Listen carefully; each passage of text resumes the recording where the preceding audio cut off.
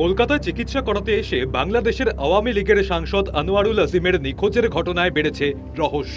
New টাউনের অভিজাত আবাসনের যে ঘরে তিনি ছিলেন সেখান থেকে মিলেছে রক্তের দাগ। তাকে খুন করা হতে পারে বলে সন্দেহ করছে পুলিশ।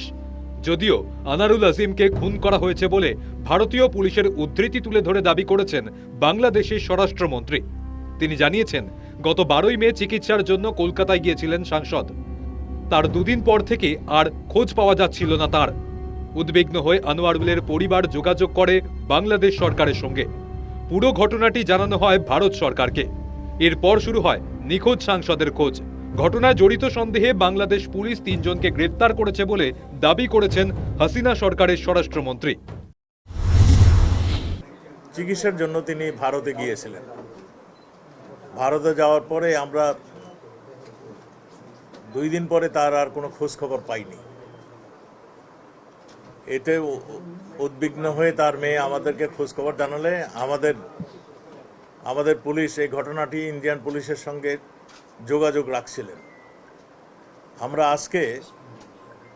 আজকে সুনিশ্চিত হয়েছে সকালবেলায় ভারতীয় পুলিশ জানিয়েছেন যে তিনি খুন হয়েছেন।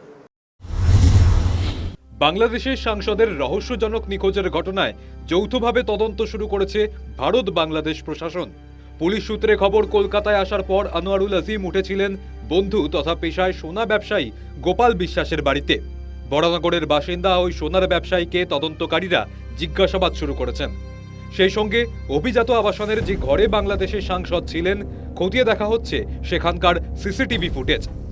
নিখোঁজ সাংসদ কোথায় তাকে খুঁজে বের করাই তদন্তকারীদের কাছে এখন মস্ত বড় চ্যালেঞ্জ। News time.